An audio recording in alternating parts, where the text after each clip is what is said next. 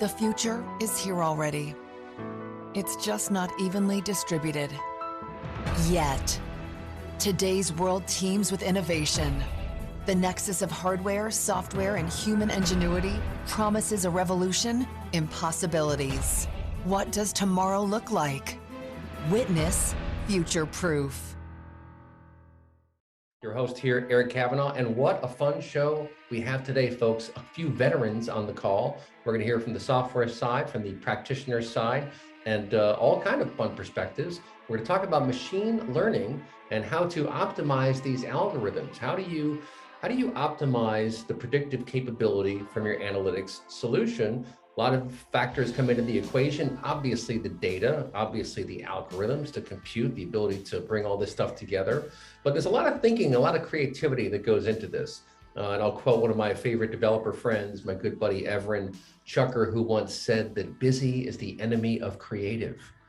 And I love that line. He's basically saying, if you're just busy all the time, well, there may be something that you should change about what you're doing and how you're doing it. So in the world of predictive algorithms, I mean, this stuff is now everywhere, folks. It's baked into all the major platforms that you're using, Amazon for sure, Google, but other platforms, Facebook, LinkedIn, Instagram. There's all sorts of machine learning algorithms in the background, just kind of trawling around and cranking away and doing some number crunching for a number of really important aspects of our daily lives from a business perspective, of course, like customer churn. That's one of the long-standing use cases around analytics.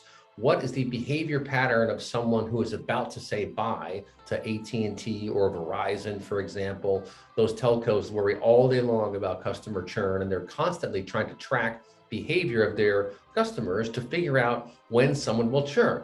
So one of the cool things you can do with this technology is you can look backwards, basically. So yeah, we want to predict forwards, but we want to look at behavior in the past. So one of the tricks you can do is look at all the people who left.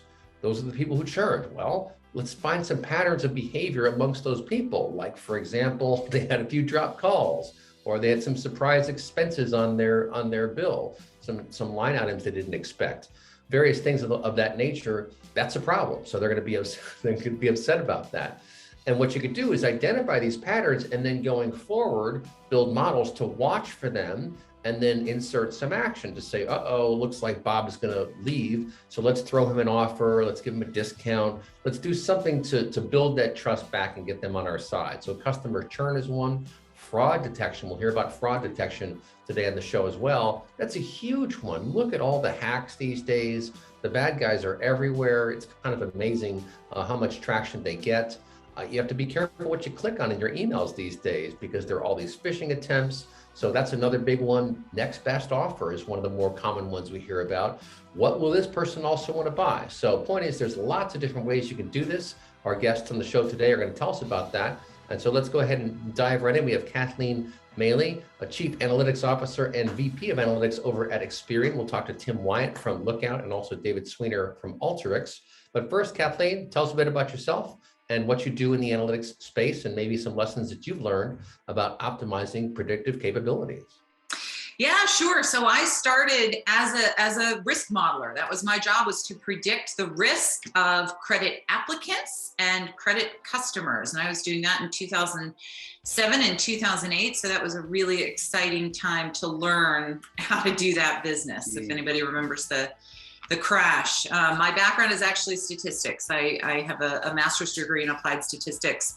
And you know, what I've done over the last 15 years of my career is work mainly in the area of analytics, investigatory analytics, exploratory analytics, the predictive modeling, certainly the machine learning. But where I got really excited about a few years ago was a deeper understanding that I can do all sorts of wonderful things with algorithms, but if a business isn't able to ingest those algorithms, to put those algorithms to work, they don't actually produce any value. You know, and I sort of put my business leader hat on, and I thought, you know, if I develop a B+ model in 6 months instead of an A- model in 18, I'm actually going to deliver a whole lot more value for the business with that B+ model, iteratively build that improvement in, and sort of move forward that way. So we're at this really interesting stage, I think, of, we have this practical application of analytics, and we've been figuring out these problems that we've been struggling with, totally focused on the algorithms themselves. But now we've got sophisticated technology that allows us to use a lot more data, to process it much more quickly, to use more sophisticated algorithms. But now it's got to be about, okay, but what are we actually doing with it? And what are some of the new edge problems, right? Machine learning algorithms do not create bias. A model is a model is a model. They're dumb. They're all dumb. They're just dumb as a computer. They're dumb. They can only do exactly what we tell them. It's all about how we are putting these things into production, the decisions we're choosing to make, how we're using and creating the data that feeds into them. It's hugely complex, but when we start applying these algorithms to real world problems, there's a whole new set of challenges that have to be addressed to be able to use them effectively. So that's a lot of what I do now. It's still a lot of what I do is in the area of education. How do you actually use this stuff? What is it really? But how do we use it? And what are some of the watch items around it? Yeah, that's fantastic. And you really, you just made my heart sing there with that comment about algorithms not being biased. I remember when I first read this article saying, I'm like, guys, come on, like algorithms cannot be biased. People can be biased. You can bake bias into an algorithm by virtue of how you design it, or by virtue of the data that it feeds upon. Remember, wasn't it Microsoft's AI Twitter handle, Tay, I think, was just after like a day was spewing out all these epithets. And they're like, whoa, what's going on? Like, well, guess what? It's gathering information from the source, and it's just taking that information and making decisions. So it's almost, the algorithms are almost like kids without brains, right? They'll repeat after you, but they can't think through stuff, right? I think that's a great way to put it. And it's, in a way, I guess it reveals a lot about ourselves. It reveals a lot about how we're developing these things and magnifying some of these issues that exist elsewhere. But the algorithms themselves aren't causing the bias. And in fact, I would argue if we're using them in the way that we can use them, we can use them to eliminate bias. Yeah. It's not easy. It takes real thinking and intelligence and intention. Right. But the algorithms can remove bias as well. That's fantastic. This is really good stuff. I'm really glad you mentioned that, because it's such a hot topic. And obviously we want as humans to watch out for bias, and we all have our own biases. I mean, that's not anything new. We've known about that for a long time, but sort of understanding your own personal bias is a difficult thing to do, because you are you and you are subjective about yourself. And I think that's one of the things we need to understand as we train. And we'll talk to David Sweener from Alteryx later about upskilling. And that's one of the skills to learn, I think, is to take a step back and try to understand your own influence on the work that you do and the algorithms you design and what they do, and just have some processes around that. Right, Kathleen? Absolutely. Watching, once it's in place, monitoring it, what is actually happening, what is it actually doing, and adjusting on the fly. I think that's the other reason why I'm a huge fan of experimentation. So we can create data, right? If I'm building, here's a classic one, right? In the very early days of facial recognition, it worked brilliantly as long as you were a white male. Because of course that was the data that was used to design these algorithms and on which these algorithms were trained. Right. Well, okay, taking that concept a step further, I can actually design my training data sets to address problems that I already know I'm likely to encounter, and then monitoring what is happening once it's live for all of those questions I didn't even think to ask at the beginning. But once I know to ask them, now I can redesign my data set. I can go and either create the right data or capture the right data and build it into the algorithm to create an intentionally more comprehensive set of data for whatever business problem I'm trying to solve. Yeah, that's a great point. And maybe I know later in the show I want to talk to you about team building, and since you built teams and run teams, how to do that. But I'll throw one curveball at you first before we bring in our next guest from Lookout, Tim. I want to talk about how how you're able to deal with significant environmental changes like COVID, for example. With all these predictive algorithms about consumer behavior, and almost everyone I talk to says almost all of them went right out the window when COVID came along, because so much human behavior changed. How often we drive, what we buy online, when we buy online, what we don't buy in the store, what we do buy in the store, all these things changed. So that's a significant disruption. How do you deal with that from an optimizing perspective of predictive analytics? Yeah. So if somebody has a better answer, I would love to hear it. But back to kind of your opener, which is models are built on historical data, period. Right. It's funny. Why do we call them predictive modeling? They don't actually predict anything. They tell you, they explain what has happened historically under a certain set of conditions. Well, as those conditions change, my outcome may or may not be the same.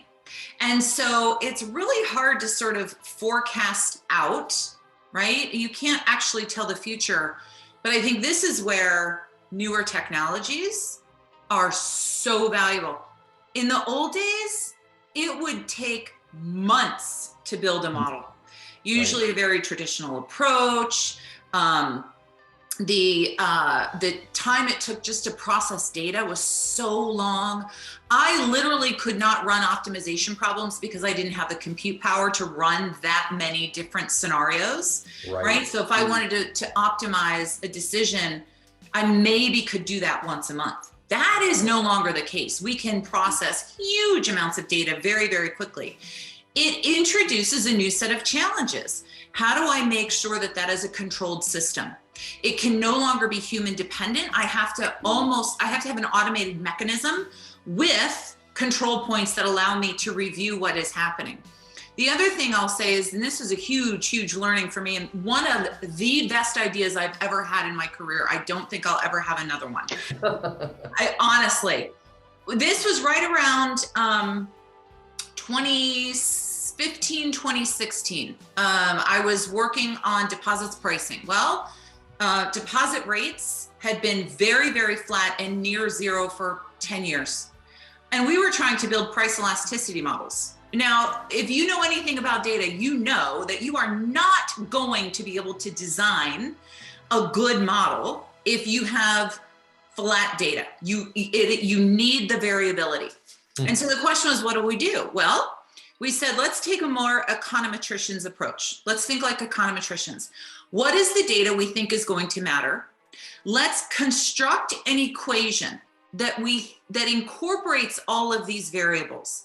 Let's manually set any of these variables, the coefficient to these variables, to zero, because they're not predictive today, but they might be predictive tomorrow.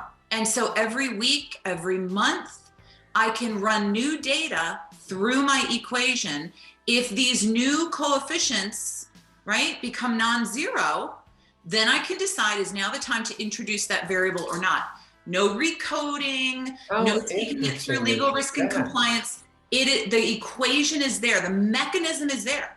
It's just about running the data through with control points to say, do I want to flip the switch and now reintroduce this variable or not?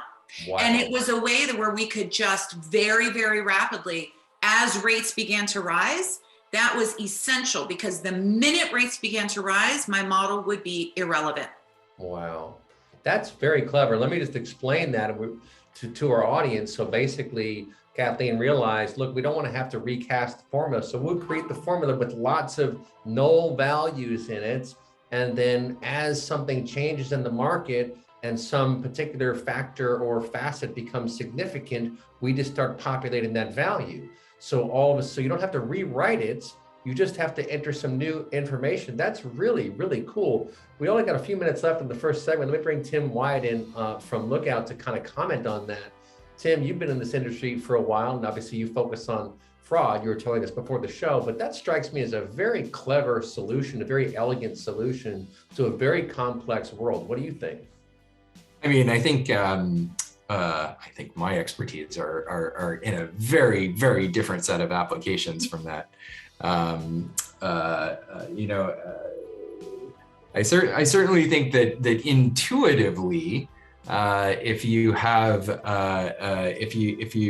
if you are trying to predict processes that can be very volatile in different circumstances, you have to be willing to partition your data sets around those kinds of things and look at the characteristics in a changing way. I certainly can't, as you were saying, imagine predicting volatile pricing processes with a very long-term flat data set. I can't imagine taking slices of time with different characteristics and building models that can be applied in different circumstances. That is something. That is something that we have a tendency to do is kind of build different models that are tailored to different pieces of data that we're interested in, and then kind of try to build ensembles around those things as well, which strikes me as somewhat similar. Yeah, that's a good point. And just to kind of flesh this out for our audience, ensembles are very popular these days. And the idea is that you have a number of different formulae that you kind of bring together and aggregate in some meaningful way, such that you're not going too acute or too obtuse. It's a way of sort of balancing things out. But the bottom line, and I'll maybe get you to comment on this quickly before the break, Tim, but as Kathleen said, these days you have the compute capacity that you didn't have 5 and 10 years ago. So all these factors are changing what's possible and thus how we should do things, right? Yes, absolutely. I mean, we're able to work with tremendous amounts of data today, and particularly with the various very large scale cloud platforms that we have to work with. There's you can get as much compute capacity to solve problems as you can afford to purchase. Yeah, and you can. I mean, it's beautiful because we have this real scalability today that we did not have before. You can scale up and then scale right back down for peak periods or when you want to test something. So you don't have to lock yourself into predetermined packages. And that's a really big deal. Well, folks, don't touch that dial. We'll be right back.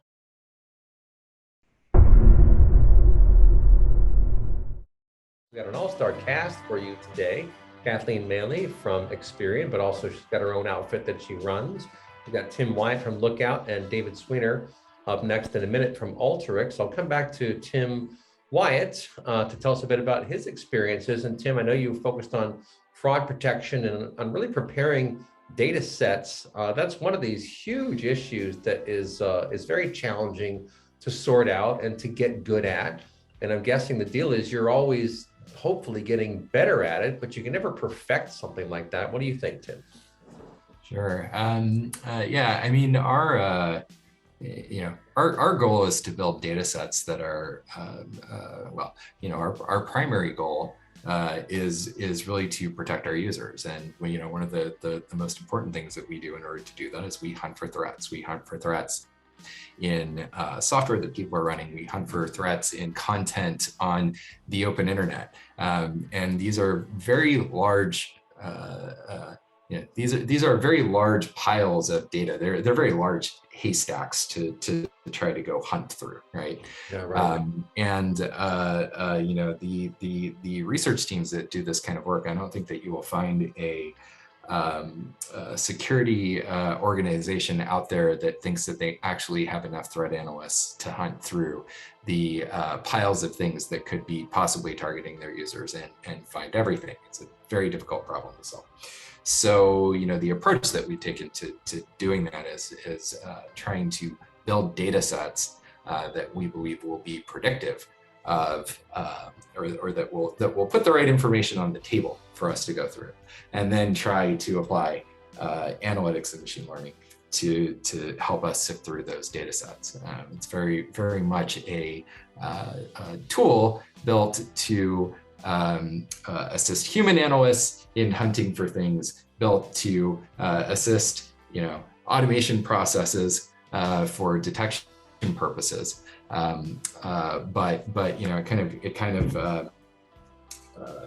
There's a lot of art both to building the data set as well as applying the analytics on top of that.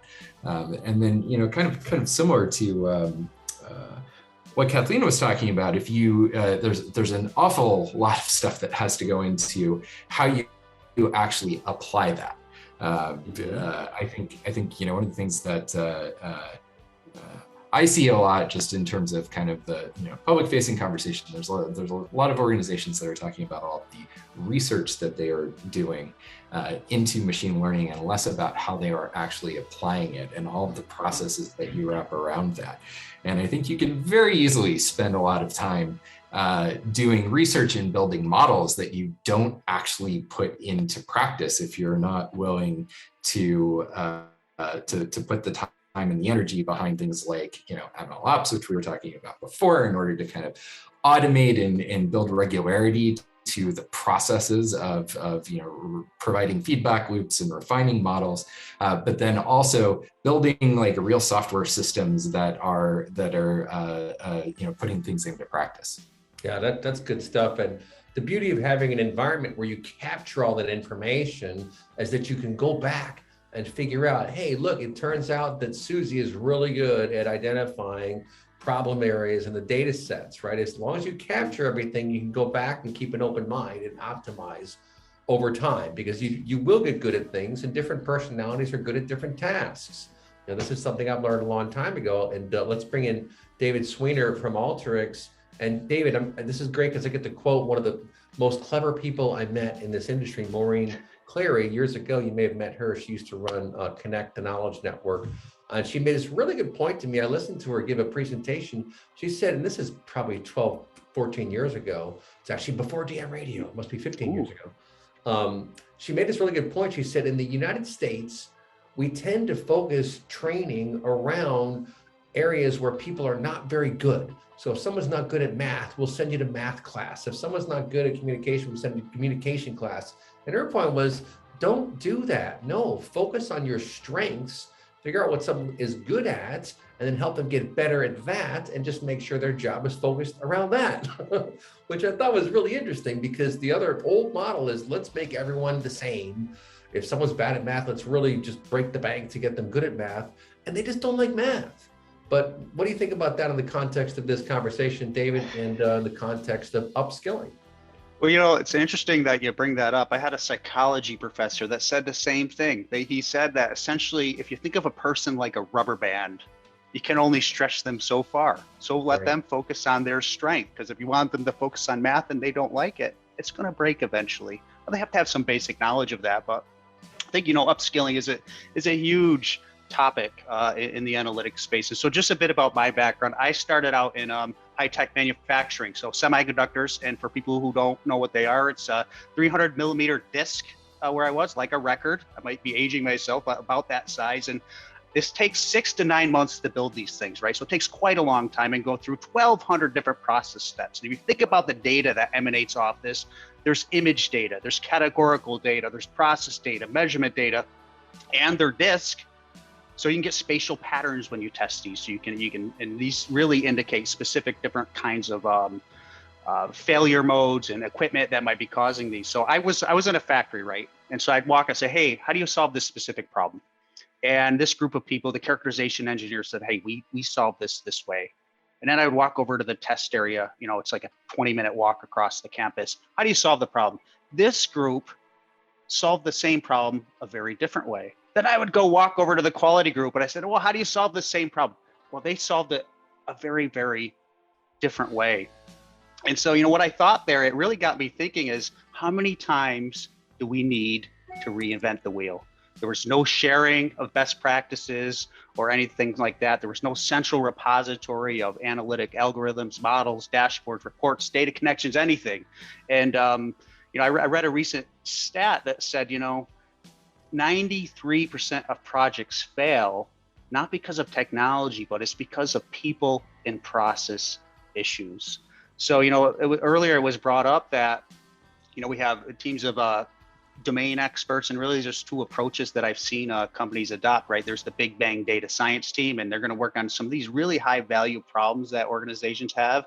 And then, there's another approach where maybe a business user, an analyst who might not be trained in data science, maybe they're an accountant or what have you, they have a lot of knowledge about that space. And so, our organization is really focused on software that can help an analyst make use of data and analytics. And, I think this notion of upskill is hugely important to the entire industry, because, if you can't get the right insight to the right person or insight at the right time or system at the right time, then, you're sort of wasting your time. And, I tell a lot of people, hey, we want to do predictive analytics. They say this, I'm like, this is great. And like, what are you going to do if you can predict something a minute, 5 minutes, 10 minutes, an hour, a week into the future? And they're like, well, I don't know. So if your business process doesn't change, if your business can't change as a result of this prediction, then what are you really doing? Right. And I think organizations need to step back and think about that before they say, hey, I want to do AI or machine learning or whatever term du jour you want to use. And so, but, making sure that the people who are creating the analytics and know the business space and have a way to you leverage data and analytics to solve real business problems that they're having, I think is hugely important. And so I think most of our companies that we work with, they do both. We have a big bang data science team. They're focused on high value problems, but there's a lot of small problems in every functional area within a business that non-trained experts like myself could solve. That's a really good point. A lot of small problems, and it's all about workflow. And we kind of hinted at automation earlier in the show, and really this is the future. I mean, if you look at the companies that are just killing it today, they have really thought through business processes and workflows, and they've found those control points, to use a term from the risk management world, where they can insert that predictive capability. Like we mentioned customer churn, for example. Well, how do you tie your communications program into your customer churn program, right? There has to be some nexus, some control point where it gets handed off. Does a person approve that? Is it automatic? Is it dynamic? That all depends. I think ideally you want to be as dynamic as possible, but you sure don't want to over automate too soon, because getting back to Tim's point from earlier, you want that human in the loop to be watching things and to have the kill switch, right, David? Yeah, absolutely. If you look at the spectrum of decisions that can be made in the organization, there's decision types, I should say. There's like fully manual to fully automated. Let's just say there's 5 categories of these. The fully automated, that's a small percentage of decisions. All of the rest of them, whether it's human-led or machine-led, there's usually a human, that can either override or is making the ultimate decision. I don't think any of us want a robot making a medical diagnosis for us. Right. So they might make a recommendation, right, but your doctor is going to he's got the expertise, and or she has the expertise, and you want that sort of comfort level there. Yeah. And believe it or not, folks, Shazam, which almost every kid has these days, I have it. I think it's about the coolest app ever. If you don't have it, you got to get Shazam. Shazam actually got a song wrong the other day. I was like, oh, holy cow, they actually got it wrong. It's the first time ever that they got a song wrong that I was Shazamming. And yes, I sent it back. Nope, this one's wrong. So there's some database somewhere that grabbed that information. It's going to be used to prevent that from happening again. You can't have Shazam get things wrong, folks.